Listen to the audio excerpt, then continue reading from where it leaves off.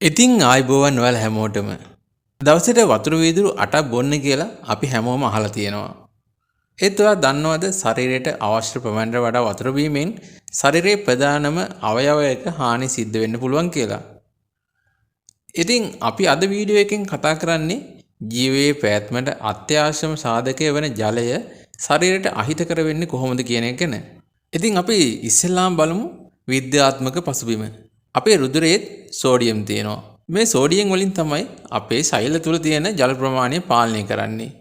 ඔයා කෙටි කාලයක් තුල අධික ලෙස ජලය පානය කළොත් රුධිරයේ තියෙන සෝඩියම් මට්ටම වේගයෙන් අඩු වෙනවා. පර්යේෂණ දත් වලින් කියවෙන විදිහට මිනිස් වගඩුවකට පැය කාලයක් තුල පිල්ට ගන්න පුළුවන් ජල ප්‍රමාණය උපරිම වශයෙන් ජලය ලීටර් 1යි. ඔයා මේ ප්‍රමාණය ඉක්මවා වතුර බිව්වොත් අතිරික්ත වතුර ප්‍රමාණය සෛල තුලට කාන්දු වෙනවා. මේ කාන්දුව හේතුවෙන් සෛල ඉදිමෙන්න පටන් ගන්නවා. වීඩියෝ එක පටන් ගනිද්දිම මම කිව්වා මේ බලපෑම සිද්ධ වෙන්නේ ශරීරයේ ප්‍රධානම ඉන්ද්‍රියයකට කියලා. ඉතින් අනිත් ඉන්ද්‍රියයන් වලට වඩා මේකේ භයානකම බලපෑම එල්ල වෙන්නේ මොළයට. ඔයාලා දන්නවා මොළේ පිහිටලා තියෙන ශක්තිමත් හිස් කබලක් ඇතුලේ කියලා. ඉතින් ඔයා ගන්න වැඩිපුර ජල අතිරික්තය හින්දා මොළේ සෛල ඉදිමෙනවා. හැබැයි සෛල ඉදිමෙනකොට තව ඉඩ අවශ්‍ය වෙනවා. ඒත් හිස් කබල තුල අමතර ඉඩක් නැහැ. ඉතින් මේ අවස්ථාවේදී මොළේ සෛල තෙරපෙන්න පටන් ගන්නවා.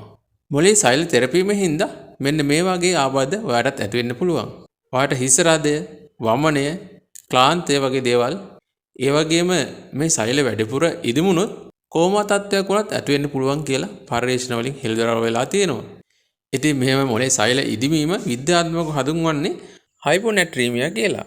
ඉතින් ලෝක සෞඛ්‍ය සංවිධානය සහ ජාත්‍යන්තර පර්යේෂණ ආයතන වලින් පෙන්වලා දෙන්නේ වතුර පානය කරන එක හැමදිනාටම ස්ථාවර වූ ප්‍රමාණයක් නැති බව. ඒකට හේතු වෙන්නේ ශාරීරික බර, ඔයා කරන ව්‍යායාම සහ දේශගුණ බලපෑම්. මේ දේවල් එක්ක ඔයා බොන වතුර ප්‍රමාණය වෙනස් වෙනවා. ඉතින් ශරීරයට ජලය අවශ්‍යයි කියලා අපිට දන්වන්නේ වතුර තිබෙහින්.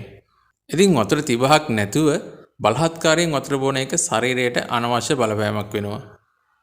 කොහොම වුණත් මේක වෙන්නේ 2026 මාර්තු සහ අප්‍රේල් මාසය. මේ වෙද්දී අපේ රටට දැඩි අවු රස්මියක් තියෙන කාලයක්. මේ කාලෙදී තිබහක් හැදෙනකන් නම් ඉන්න එපා. ඔයාට හැකි හැම අවස්ථාවකදීම ඔයා වතුර බොන්න.